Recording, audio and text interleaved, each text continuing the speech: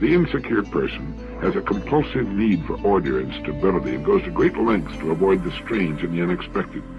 The healthy person also seeks order and stability, but it is not the life or death necessity that it is for the neurotic.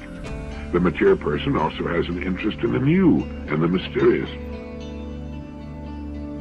You cannot just exist in this life. You have got to try to live. If you're waking up thinking that there's got to be more to your life than it is, man, believe that it is. Believe in your heart of hearts that it is. But to get to that life, you're going to have to jump. At one point in time, you ought to see what living's like.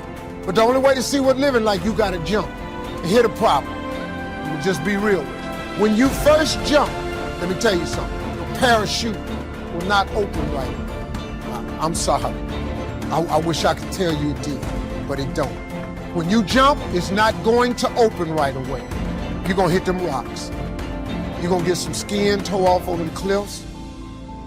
You're going to get some cuts on you. You're going to be bleeding pretty bad. But eventually, the parachute has to open.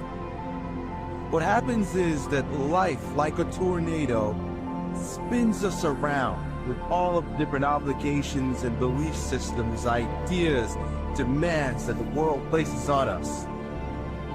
And we get lost in it. Just like you could imagine if you got picked up by a tornado. What I'm asking you to do is to learn how to step out of the tornado.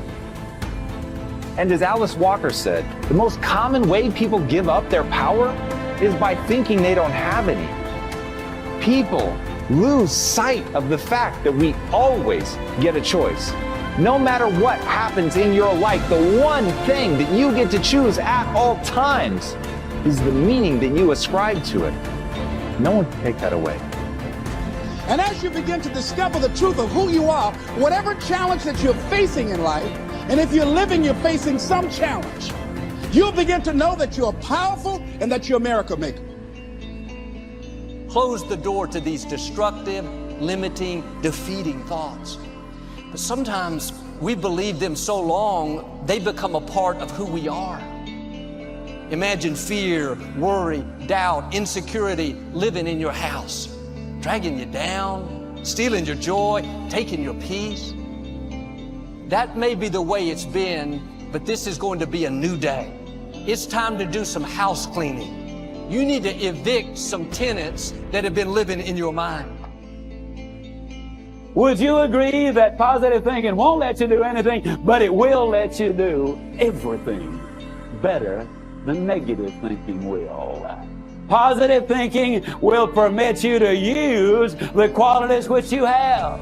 And when you use the qualities which you have, my friend, you can get the things in life that you really want.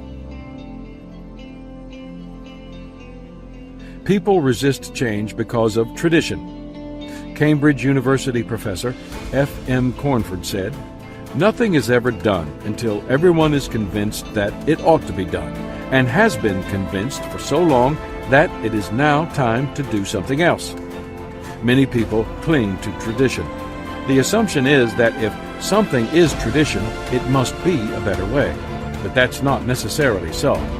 Here's a riddle that shows what I mean. How many traditionalists does it take to change a light bulb? The answer is 4. 1 to change it, and 3 to talk about how wonderful the old bulb was. If a tradition connects you to other people or to your personal history, it can be a good thing. If it doesn't, then it may be time to try something else. Preparation points for successful change. The keys to dealing with change successfully are having a good attitude toward it and being prepared to meet it. The following ideas can help you to do those things. 1. Change will happen whether you like it or not. It's said that a Duke of Cambridge once said, "Any change at any time for any reason is to be deplored." I feel sorry for people like him. They have a hard time dealing with reality and experience a difficult life. Change is unavoidable. The only thing certain about tomorrow is that it will be different from today. If you doubt that, consider this. My grandfather had a farm. My parents had a garden. And I've got a can opener. It's a different world than it was 20 years ago, and it will be different in another 20.